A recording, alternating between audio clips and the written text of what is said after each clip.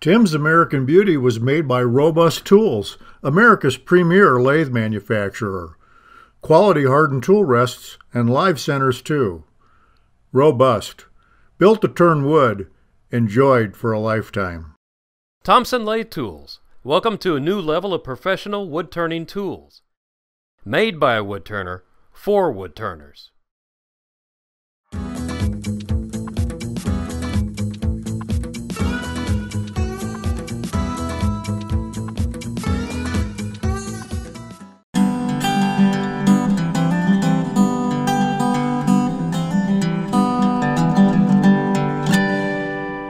I love the term that English use when they say something is a piece of kit. Well, this is one great piece of kit.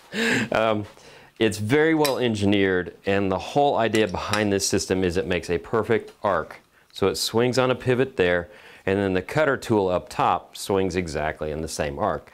The only issues you have is you have to set this up to where it's perfectly centered on your lathe. Well, the cool thing is they make a base here, and these little bars slide in and out. You just do some Allen nuts to loosen them. And if you look here, they have a gauge. So when you set this up, just this plate by itself in the beginning, you move this back and forth till it's perfectly centered. You spread these out and tighten them down, and now you're centered on your lathe. You'll also notice right here, this little flange right here spins, right? Well, that's the flange that goes underneath the lathe ways and pinches back up when you tighten this nut, so that holds it in place. So we're going to set this up here, and we're going to get it loosely in place, because what we're going to do is we're going to bring back the tailstock, and we're going to mount the piece of wood here in the middle. So I'm going to bring this over here, and I'm going to find my piece of wood, and then we're going to set it up for starting our cuts. Now what I want to do, since I have this all put in place, this is between centers again, just like I had it, I want to get this tool lined up on that center line, because that's where my arc is going to start. So you want to kind of line it up on dead center, but if you look down here, Brian can see it easier, they actually put a guideline right here. So you can use it with your eye to look here, look straight up, and then look up at the center line and get everything going. If you're a little bit off, it's okay, but the closer you are, the easier it's going to be for you. Now this looks a little wobbly right now. That's because I haven't tightened the nut down here. But once I tighten the nut, things will get really good. So it starts to bring the tool closer as I do that. So now it's in place. Whoops, that was me. One thing I was going to mention is this cutter has to be exactly on center height. So what you want to do is this adjusts up and down, and you have a point, put in your drive center here, and just get this tool even with that point on the drive center, and then lock it in place. But they come with this locking ring right here. So once you put this locking ring on, you never have to readjust this again unless you go to a different lathe. And so they make this for all swing differences of lathes. So they can make this for a mini lathe all the way up to a ginormous lathe, with this is pretty much in that range. And the other cool thing, this makes from 1 to 14-inch spheres. So you can make yourself golf balls, or you can make yourself basketballs. And that's really, really cool when you can do that sort of stuff. So I'm going to put my eyes on, because we're going to get ready to turn. But now, when you hold this and turn it, you want to just grab it in the center and turn it like so, and come back like so. Now you see my tenon here is, I'm not going to reach it, because the tool right here at the base is touching my tool rest, my tailstock base. And then when I swing it this way, it hits here and it hits my lathe right here. That's okay. I like that because I have a dead stop, but the tenons are out of the way, so I'm not going to hit them. There is one other thing to consider when you're turning this and getting ready to put this on here. If you leave enough of a tenon on this end, you can mount this into a chuck later and turn this in and then hollow it out and make a different type of project. You can do lots of stuff with this other than just making a sphere. But as I'm looking at this, I'm just seeing how much clearance I have with the tool around the wood, and I'm just about there, so that's cool. So we're going to turn this on and have it around 700 RPM. And if you look right here, this mechanism right here, this is the advancement knob. So I loosen this, and I'm going to turn a half turn. And there's a little slack in there. I'm going to go a little bit further, and this is advancing as I turn it. I'm going to take it back again, and if you watch on the other camera, you can see that advances out a little bit. So this is a way of micro adjusting a cut. I'm going to turn it up a little bit more. It's a little slow. You want to keep the speed at a reasonable speed when you do this, because you don't want to go crazy with it. But if you're doing a small ball, the small sphere, you don't want it to be so slow that you don't get a good cut. And if you have a large ball on there, you don't want it to be so fast that it scares the absolute crap out of you. Because it's not RPMs as much as it's feet per second. But you can see how this is cutting right there. So I'm going to take it, loosen this, go a half turn, bring it back, come back. There we go, bring it back. And by the way, the tip that is on this tool is a Hunter carbide tip. It's different than the Easy Wood carbide tips in that instead of just being straight and flat, this is actually dished out and this has a cutting edge on it. So this is an excellent tool to use when you want to hollow and do things like this because it literally cuts instead of scrapes. So we're going to advance it a little bit more. And you can see we're starting to get the shape that we want on these edges now. And if you hold this with both hands, you'll get rid of some of the vibration that comes into this when you do this. Now, it might seem like it's a little tedious, but if you've ever tried to turn a sphere yourself, that's tedious. And it actually works your brain so much it wears you out. This is nice. As long as I take my time and just pay attention to what I'm doing, it cuts. And if you notice that it is cutting when I come back sometimes, that's just because of operator error. And see where my hand is down here, my right hand? If I push down a little bit, it pulls the tip off the wood. If I pull up a little bit, it pushes it into the wood. So it's just that little human factor in there that makes that happen. So it just depends on the way you're distributing your weight. And with this, I don't want to swing my body with it. I like to keep my feet planted and just stay in one locked in place. So you can see we're almost there. Look at that.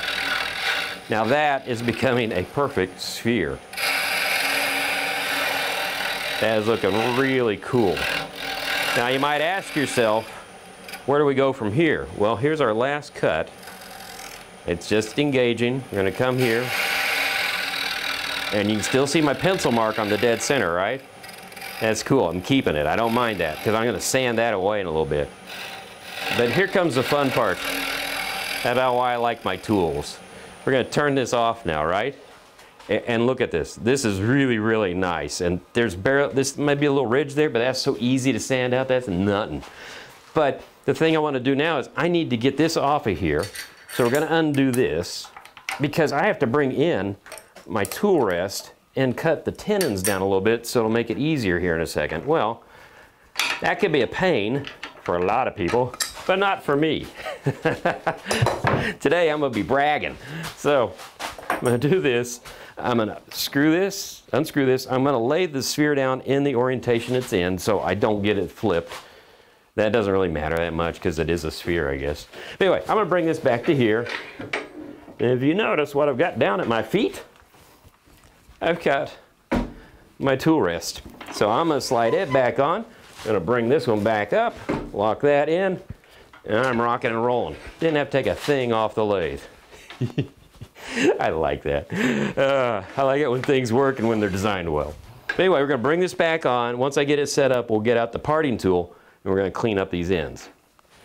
Okay, now we're ready to nip the ends off. And one thing you have to be careful about, I can bring this up again on the speed now since it's a turning. I just want to make sure that I don't nip the ends off too far in that way or I'm going to have an egg again. And I don't like doing that. So you have to kind of visualize where that might wind up. So we're going to go here and I'm going to play it on the safe side and leave a little extra wood. So I'm going to bring that down some. So that's about, I don't know, 3/8 of an inch on that tenon. I'm going to bring this one down about 3/8 of an inch. And what I'm going to do, now that I've parted that, I'm going to grab my spindle gouge again, which I put over here, and I'm going to just take off some of this edge. Because now you can see the shape. You can tell if you're taking too much wood off. Also, this will help me out when I'm doing this, turning it around and with the jig removing that excess wood. It's got more of the wood out of the way, so it's going to be a quicker process. So there we go, like so. So now you can see I've got a nice sphere with a couple bumps on it. So I want to take this with the parting tool down to about 1/8 of an inch. And again, with walnut, you've got to watch out It's a little fragile, so it can snap on you at any time.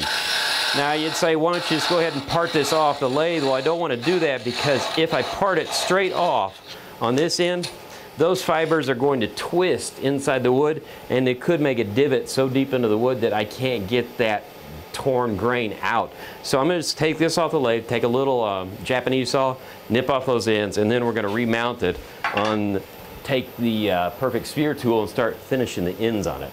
Now you can see I have a couple weird little knobby things on my lathe. These are cups that are silicone, and they're provided by Carter Tool, or you can actually turn your own out of wood to make cups, because depending upon the size of the ball you're using, these are just almost a little too large for this one. So this would be for a bigger sphere, really. Works better with 5 inches, or this is about 3 inches now, maybe 4 inches would be better.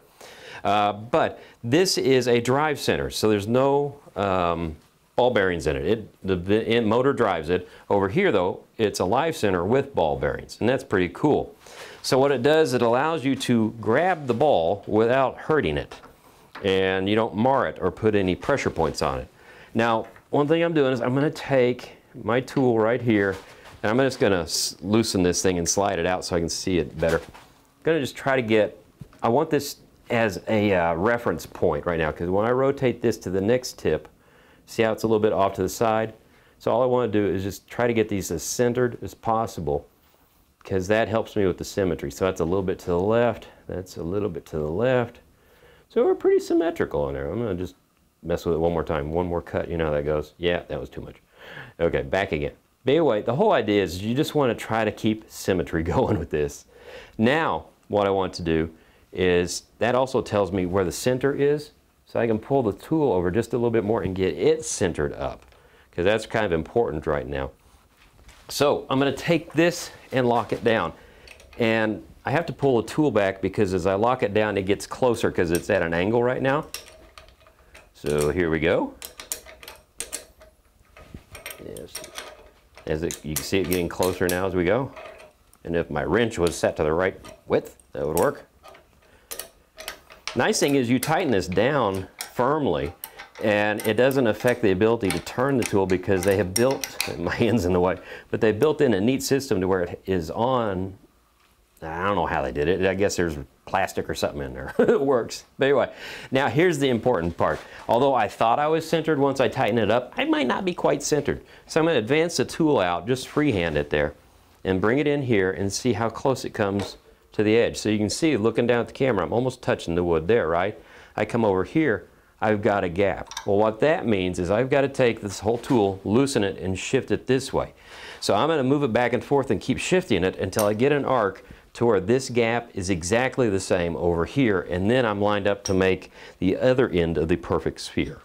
Now I've adjusted it a little bit, and if you watch the gap between the tooltip and the wood, you can see it is almost exactly the same distance. So that tells me that I'm in the right place with this tool now to start shaping this bumpy end. So we're going to bring it here. You can see I'm going to hit it really hard, so we're going to back the tool off and now use the knob to advance it. And then we'll see if we're going to barely touch. Bring it back, put it in, going to lock it in. So we're good, we're clearing, we'll turn her back on. Any wobble you see is kind of an optical illusion. It's just that we have an outer round end that we're working on right now. There we go. So I'm going to take it, advance it, a half turn, come back. One thing that this thing also does, which is really cool, is you can actually take this tool and rotate it 15 degrees and make it a shear cut. So if your wood is starting to tear out and stuff, you can put that tool tip at an angle and it makes a nice fine cut at that point. Here we go. Bring it back and forth, keep advancing. Now with walnut, it does have a tendency to tear, so if you're doing this, you want to take your time on the cut and not get too greedy on the turns on the handle. As I get closer, instead of doing a half turn, I'm going to start switching to a quarter turn for the advancing of the tool. But already you can see that we are almost there. Bring it in a little bit more. Here we go. And you're going to find out as you do this, you might have one end, I'll stop it to show you, that is getting cut a little bit more than the other. Actually, this is pretty doggone even here. But if you wind up with a little bit of a bump or something, you can actually just shift the tool slightly or rotate the ball a little bit, and then you'll start cutting that higher end. So I'm going to work on this a second more, and then we're going to show you how to sand this. Okay, I've just turned on my overhead dust collection system, so anything I get from sanding is going to be sucked up there into a HEPA filter. When I was talking about the grain tear out and stuff, here's a good example on one of my samples. I was advancing the tool by about 1 full turn, and you can see how it digs in so deep, where you go on side grain, end grain as you do this turning, so it ripped out these fibers. Well, I'm going to have to make that ball at least 1/8 of an inch, maybe 1/4 of an inch smaller all the way around to fix that issue. So again, it's just important that you take your time and don't get crazy with this. So I have the ball held between the chucks still. I'm going to turn the lathe on, bring the speed down. I'm going to start with 80 grit, and we're just going to start removing as many marks as we can. Now you were thinking, well, how am I going to sand this on the ends where it's being gripped? Well, that's easy to do, because all you have to do is stop the lathe, and that's looking pretty good already. Just back it off a little bit, turn it 90 degrees, and start sanding it again. Now you might not get a perfect overlap by turning it 90 degrees, so as you're doing this you might have to stop, turn it a 1/4 turn, something like that.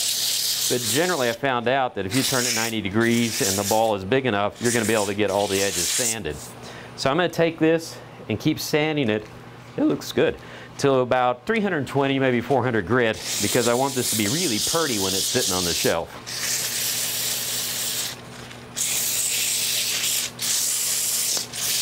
Now you can finish your spheres any way you want. Wipe on poly. I don't think you can do a cyanoacrylate finish because it's impossible to put it on here because you can't touch the whole thing at one time. But I'm using a wipe on Watco Danish oil, which I love. And that's just going to soak up in there, and you let that sit for about 15 minutes. Look how pretty that wood is, by the way. And once it soaks up in there, you wipe off the excess, and then you put another coat on. And you do that as many times as you want. But then you wind up with, let me get these off. You wind up with a look a little bit like this. Now I'm going to put wax on top of this. I could even buff it with carnauba to get it a little shinier, but I like that. But there we go. We have actually 2 perfect spheres. One's a little larger than the other, but hey, that happens a lot. Yeah, I've tried to tiptoe my way through this subject without getting myself into too much trouble. But hey, if you guys can't help yourself, send me your comments. But anyway, there you go. That is how, using the Carter Perfect Sphere System, now I can't say it, sphere system, you can make a perfect sphere. So until the next time on Wood Turning, keep turning.